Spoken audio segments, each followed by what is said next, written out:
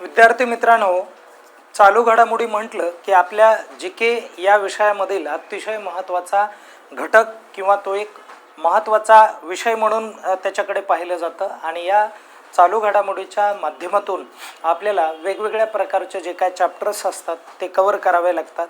त्याच्यामध्ये महत्त्वाचं जर सांगायचं झालं तर निधन वार्ता आपल्याला पाठ पाहिजे आहेत, मिळालेले पुरस्कार आपल्याला माहिती पाहिजेत, वेगवेगळ्या ठिकाणी क्रीडा स्पर्धा होतात, म्हणजे क्रीडा या क्षेत्राची रिलेटेड आपल्याकडे या संदर्भात माहिती असणं हे खूप महत्त्वाचं असतं। आणि चालू घडामोडीचे कोणते मुद्दे हे गरजेचे आहेत, राजकीय, सामाजिक आणि त्याचबरोबर आर्थिकदृष्ट्या, हे दररोज आपण या आपल्या चॅनलवरती आपण विश्लेषण करत असतो। आपल्या दररोजच्या लेक्चरमध्ये जवळपास आपण 10 प्रश्न कव्हर करतो। डेली या ठिकाणी लेक्चर्स होतात, त्यासाठी कुठेही जायचं नाही आहे, व्यवस्थित आपलं हे लेक्चर आत्ता तुम्हाला बघायचं आहे। विद्यार्थी मित्रांनो, पहिला प्रश्न जो आहे त्याचं विश्लेषण करून देण्यासाठी मी असिस्टंट प्रोफेसर रमेश घोरपडे पहिला प्रश्न काय म्हणतोय तो बघूयात। बघा, 7 खंडातील 7 सर्वोच्च ज्वालामुखी सर्वात कमी वेळात चढण्याचा विक्रम कोणी केला, अशा प्रकारे इथे प्रश्न आहे। आणि गिनीज बुक रेकॉर्डमध्ये त्याचं नाव म्हणजे ॲड झालेलं आहे, त्याचं करेक्ट नाव काय आहे, तर विद्यार्थी मित्रांनो ऑप्शन नंबर बी आपलं हे उत्तर असणार आहे। तर भूपती राजू अनमिश शर्मा हा जो आहे याने काय केलेलं आहे, तर 7 सर्वोच्च ज्वालामुखी त्याने चढलेले आहेत, म्हणजे पर्वत आपल्याला म्हणायचं आहे बरं का, हे लक्षात राहू द्या। तर या पद्धतीने इथे लक्षात घ्यायचं आहे। सिर्फ 92 दिन मी म्हणाले, म्हणजे थोडक्यात 92 दिवसामध्ये त्याने हा विक्रम पूर्ण केला। 7 ज्वालामुखी जे आहेत, म्हणजे डोंगर जे आहेत ज्वालामुखीने तयार झालेले, ते डोंगर त्याने सर केलेले। गिनीज वर्ल्ड रेकॉर्डमध्ये त्याचं नाव हे झालेलं आहे, नमूद झालेलं आहे। आणि त्याने या मोहिमेला सुरुवात केली होती मित्रांनो 23 ऑक्टोबर 2024ला, कुठं रूस या ठिकाणापासून त्याने सुरुवात केली होती। रूस म्हणजे रशिया आपल्याला म्हणायचं आहे। माउंट एल्ब्रस नावाचं हे एक हे म्हणजे ज्वालामुखीचा तो पर्वत आहे, त्या पर्वतापासून त्याने सुरुवात केली। आणि त्यानंतर त्याची समाप्ती कधी झाली मित्रांनो, तर 23 जानेवारी 2025ला माउंट सिडनी अंटार्क्टिकामधला तो एक भाग होता तिथे। आता व्यवस्थित समजून घ्या, याचं म्हणजे भूपती राजू ह्याचं जे गाव आहे ते गाव विशाखापट्टणम आहे, हे देखील आपल्याला परीक्षेला विचारलं जाऊ शकतं। आणि विशाखापट्टणम हे कुठे रे बाबा, तर आंध्र प्रदेशमधलं ते ठिकाण आहे। आणि त्यानंतर बघा, गिनीज वर्ल्ड रेकॉर्डमध्ये त्यांनी काय केलेलं आहे, तर नाव नोंदवलेलं आहे, त्यांनी तो रेकॉर्ड केलेला आहे। आणि एकूण वेळ जर आपण पाहिली तर 92 दिवस त्याने हा जो प्रवास आहे किंवा ही जी चढाई आहे ही चढाई केलेली 4 तास 45 मिनिटामध्ये त्याने हा सगळा प्रवास केला आहे। त्याने सुरुवात केली होती 23 ऑक्टोबर 2024ला, म्हणून ही तारीख पण खूप महत्त्वाची ठरणार आहे। आणि लक्षात घ्या, माउंट एल्ब्रस नावाचं एक पर्वत आहे, आणि हा जो पर्वत आहे हा रशियामध्ये आहे। ओके, युरोप खंडाच्या काही भागामध्ये पण त्याने म्हणजे चढाई केलेली। आणि शेवट कधी झालाय बघा, 23 जानेवारी 2025 माउंट सिडनी हे त्याचं शेवटचं ठिकाण होतं, जे अंटार्क्टिकामधलं आहे। त्यानंतर वर्मा यांनी सर्व फक्त 92 दिवसामध्ये पूर्ण केलेलं आपल्याला या ठिकाणी बघायला मिळेल। अशा पद्धतीची त्याची माहिती आहे। आपण पुढे जाऊयात, लक्ष द्या। बघा, क्यूएस वर्ल्ड युनिव्हर्सिटी रँक आहे, आणि क्यूएस वर्ल्ड युनिव्हर्सिटी रँक 2026 ही जी रँक आहे, या रँकमध्ये सावित्रीबाई फुले पुणे विद्यापीठ जे आहे, ज्याला SPPU आपण म्हणतो, हे जागतिक स्तरावर कोणते स्थान पटकावणारे विद्यापीठ ठरले आहे, कितवे स्थान पटकावलेलं आहे या विद्यापीठाने, तर या विद्यापीठाने 566वा क्रमांक मिळवलेला आहे। लक्षात घ्या, या गोष्टी पण महत्त्वाच्या आहेत। क्यूएस वर्ल्ड युनिव्हर्सिटी रँकिंग हा मुद्दा आहे तो। आणि लक्षात ठेवा, 2026ला ही रँक पब्लिश झालेली, यामध्ये भारतातील 12 संस्था ज्या आहेत त्या अव्वल स्थानी आहेत। आणि त्यानंतर भारतीय उच्च शिक्षण संस्थांनी अव्वल 50 मध्ये 27 स्थानं जे आहेत ते स्वतःच्या नावे केलेली आहेत, हेही आपल्याला लक्षात घेणं गरजेचं आहे। 2024च्या तुलनेत ही दुप्पट वाढ आहे, कारण आपण 12 वरून सध्या किती आलोत, 27 स्थानं प्राप्त केलेली आहेत. आणि 12 हे जे आहे ही संस्था आहेत, भारतामधल्या विविध 12 ज्या काही संस्था आहेत त्या आपल्या या यादीमध्ये बघायला मिळणार आहेत. आता बघा, भारत जगात सर्वात सुधारणा करणारा देश ठरला आहे युनिव्हर्सिटीच्या माध्यमातून शैक्षणिक क्षेत्रामध्ये. आणि 54 भारतीय संस्था ज्या आहेत या क्रमवारीमध्ये आपल्याला बघायला मिळाल्या आहेत. आणि भारतीय संस्था मध्ये जर आपण विचार केला तर IIT मुंबई ही 41वा त्याने काय केलाय क्रमांक मिळवला आहे. आणि IIT दिल्ली जे आहे त्याने 44वा जो काय क्रमांक आहे तो मिळवला. इथे पण 44वाच आहे, हेही लक्षात घ्या. आणि त्यानंतर बघा की कशामध्ये, तर संगणक विज्ञान या विषयामध्ये प्रथम क्रमांक मिळवून 50 मध्ये स्थान प्राप्त करणारे या भारतातल्या संस्था आहेत. हे देखील तुम्हाला लक्षात ठेवायचं आहे. आता पुढे जाऊयात. काय म्हटलंय बघा, उड्डाण योजनेसाठी किती निधी मंजूर करण्यात आला, तर उड्डाण ही जी योजना आहे या योजनेसाठी बघा 28,840 कोटी एवढा जो काही निधी आहे हा निधी म्हणजे या ठिकाणी मंजूर करण्यात आला आहे. आणि लक्षात घ्या बघा, मॉडिफाईड एक उड्डाण स्कीम आहे ही विमानाच्या संदर्भातली आहे. लक्षात ठेवा 2027 पर्यंत हे जे आहे 2027 पासून हा जो कालावधी या योजनेच्या संदर्भातला हा सुरू होणार आहे. 2027 ते 2036 पर्यंत या योजनेत जेवढे काही गोष्टी म्हटल्या त्या पूर्ण करण्याचा जो काय प्रयत्न आहे हा प्रयत्न शासनाच्या माध्यमातून होणार आहे. आता ते होणं खूप गरजेचं आहे, ही तितकीच महत्त्वाची गोष्ट आहे. बघा 120 regional destinations to be connected, focus on tier 2 and tier 3 connectivity. आणि 100 एअरपोर्ट्स जे आहेत तर एअरपोर्ट्स हे 100 या ठिकाणी लक्षात घ्यायचे आहेत. त्यानंतर पुढे म्हणजे तयार होणार आहेत. आणि 200 हेलिपॅड्स जे आहेत त्या डेव्हलप केले जाणार आहेत. आणि 663 रूट्स असणार आहेत म्हणजे मार्ग असणार आहेत. आणि 3.41 लाख फ्लाईट्स ज्या आहेत त्या म्हणजे या चालवल्या जातील असं म्हटलं जात आहे. ओके, आपण थोडंसं पुढे जाऊयात. नंतरचा मुद्दा बघा, तर S&P ग्लोबल रेटिंग्स च्या मार्च 2026च्या अहवालानुसार मार्च म्हणजे 2026च्या अहवालाच्या माध्यमातून 2026-27चा आर्थिक वर्षात भारताचा GDP वाढीचा दर जो आहे तो किती आहे असं विचारलंय.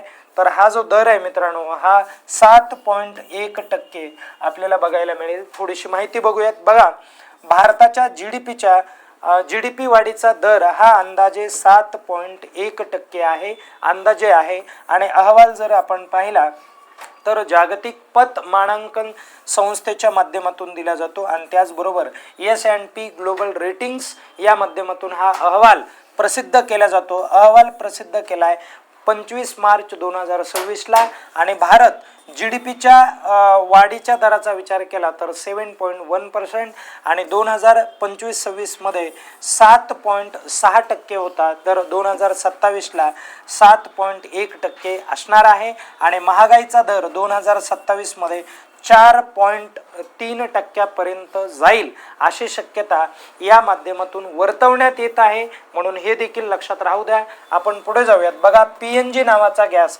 या चर्चेत असलेल्या गोष्टी आहेत, लक्षात घ्या. याला आपण पाईप्स नॅचरल गॅस असं म्हणतो. पाईपलाईनच्या माध्यमातून आपण हा गॅस प्रामुख्याने काय करतो, मिळवतो. आणि बघा PNG मध्ये गॅसमध्ये प्रामुख्याने कोणता घटक असतो, तर त्यामध्ये प्रामुख्याने मिथेन असतो. मित्रांनो, कोणता घटक असतो तिथे, मिथेन. आणि मिथेनचा जो काय फॉर्म्युला आहे तो CH4 असणार आहे. म्हणून तेही लक्षात राहू द्या. ओके, आता लक्षात घ्या PNG गॅस चर्चेत आहे आणि म्हणून आपल्याला परीक्षेला विचारला जाऊ शकतो. आणि म्हणून याला बघा रे, याचा फुल फॉर्म काय आहे, पाईप नॅचरल गॅस. आणि प्रामुख्याने मिथेन हा जो घटक आहे त्याच्यामध्ये असतो. अल्प प्रमाणात आपल्याला त्या ठिकाणी बघायला मिळतो. आणि अल्प प्रमाणात इतर हायड्रोकार्बन्स देखील या ठिकाणी असतात. आणि PNG हा नॅचरल गॅस आहे, ज्याला तुम्ही प्राकृतिक गॅस म्हणू शकता. आणि याने कार्बन उत्सर्जन जे आहे ते कमी होतं. हा गॅस पाईपलाईनच्या माध्यमातून घरापर्यंत किंवा एखाद्या फॅक्टरीपर्यंत पोहोचविता येतो आणि सामान्य सिलेंडर गॅस जो आहे तो या ठिकाणी LPG आहे, ज्याला लिक्विफाईड पेट्रोलियम गॅस म्हणतात. तर यासारखे बॉटल किंवा सिलेंडर नसते, ऐवजी तो पाईपलाईनच्या माध्यमातून हा जो गॅस आहे हा गॅस आपल्या घरापर्यंत किंवा फॅक्टरीपर्यंत पोहोचविला जातो, हेही या ठिकाणी आपल्याला समजून घ्यावं लागणार आहे. आणि पेट्रोलियम गॅस जो असतो मित्रांनो, त्या LPG मध्ये कोणते घटक असतात हे पण आपल्याला परीक्षेमध्ये विचारलं होतं. हे PYQ आहे, तर हे असतात त्याच्यामध्ये घटक. प्रोपेन आणि ब्युटन हे घटक असतात, लक्षात राहू द्या, या गोष्टी महत्त्वाच्या आहेत. भारतात रस्ते अपघात आणि मृत्यूमध्ये महाराष्ट्राचा कितवा क्रमांक आहे? तर 3रा क्रमांक आहे. कारण पहिला क्रमांक कुणाचा आहे तर तमिळनाडू, आणि त्याचबरोबर कुणाचा आहे हे उत्तर प्रदेश आणि तमिळनाडू यांचा हा क्रमांक आहे, हे लक्षात राहू द्या. या ठिकाणी काय म्हटलंय बघा, तर राज्यात रस्ते अपघातामध्ये 8% काय झालेली, घट झालेली असं इथं म्हटलेलं आहे, म्हणून हे देखील तुम्हाला लक्षात ठेवायचं आहे.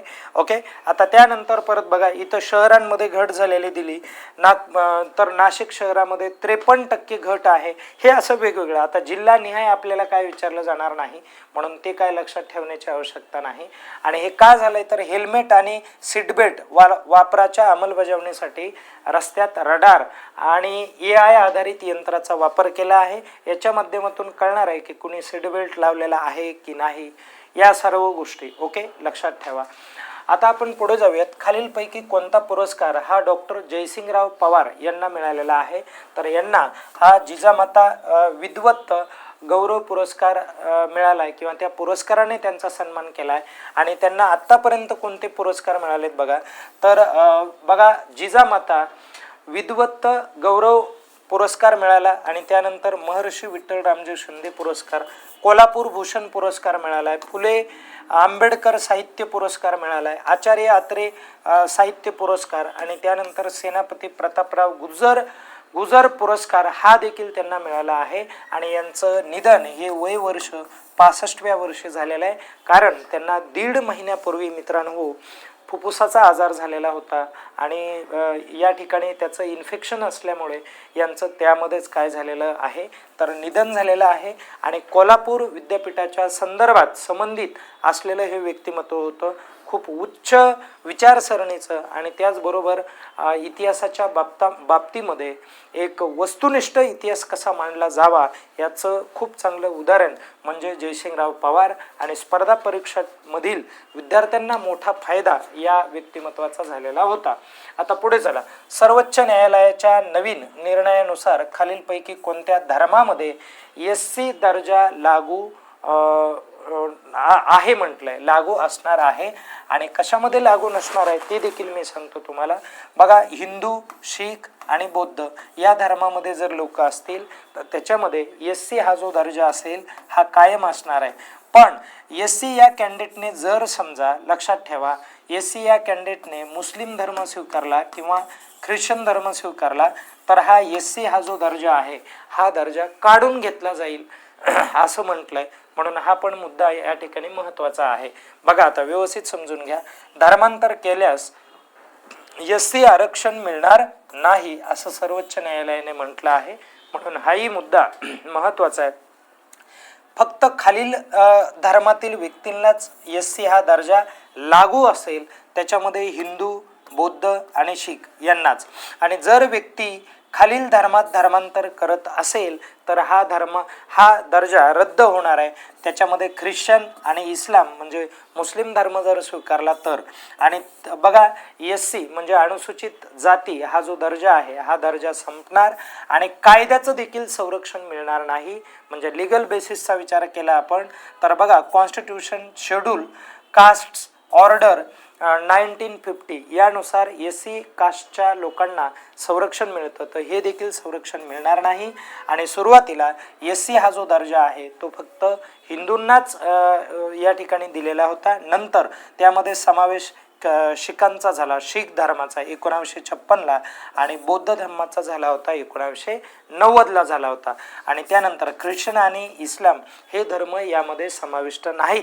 म्हणून या ठिकाणी काय करण्यात आलेलं आहे की हा जो कायदा आहे हा कायदा आणलेला आहे. आता बघा, न्यायालयाचा जर आपण विचार केला तर न्यायालयाचा निर्णय हा जो आहे तर हा विचारात घ्यायचा आहे. SC दर्जा हा धर्माशी जोडलेला आहे. काय केलेलं आहे? धर्माशी जोडलेला आहे. आणि धर्मांतर केल्यानंतर आरक्षण मिळणार नाही. SC ST ॲक्ट अंतर्गत संरक्षण देखील मिळणार नाही. म्हणजे ॲट्रॉसिटी ॲक्ट जो आहे या ॲक्टच्या माध्यमातून संरक्षण देखील दिलं जाणार नाही. ओके, जर मुस्लिम आणि ख्रिश्चन धर्म स्वीकारत असाल तर. आणि असं म्हटलंय की मुस्लिम आणि ख्रिश्चन धर्म ही जाती व्यवस्था न मानणारे धर्म आहेत. म्हणून काय करण्यात आलेलं आहे तर त्या ठिकाणी इथे तो दर्जा दिलेला नाही. ओके, आता त्यानंतर बघा, तर काय गमावले जाते हे जर आपण पाहिलं तर याच्यामध्ये लक्षात येईल, धर्मांतर केल्यानंतर शैक्षणिक आरक्षण मिळणार नाही, नोकऱ्यामध्ये देखील आरक्षण मिळणार नाही. आणि SC ST ज्याला प्रिव्हेन्शन अँड ॲट्रॉसिटी ॲक्ट जो आहे याच्या अंतर्गत जे काय संरक्षण दिलं जातं ते देखील संरक्षण मिळणार नाही. म्हणून हे देखील लक्षात ठेवायचं आहे. बघा, महत्त्वाचं म्हणजे जर आपण पाहिलं, जर व्यक्ती फक्त मूळ धर्मात आली म्हणजे कन्व्हर्जन जर झालं किंवा काही प्रकारामध्ये SC दर्जा किंवा तो जो दर्जा आहे तो काही प्रकरणांमध्ये तो दर्जा परत एकदा त्या व्यक्तीला मिळू शकतो जर रिकन्व्हर्जन झालं तर. ओके, म्हणून हे देखील लक्षात राहू द्या.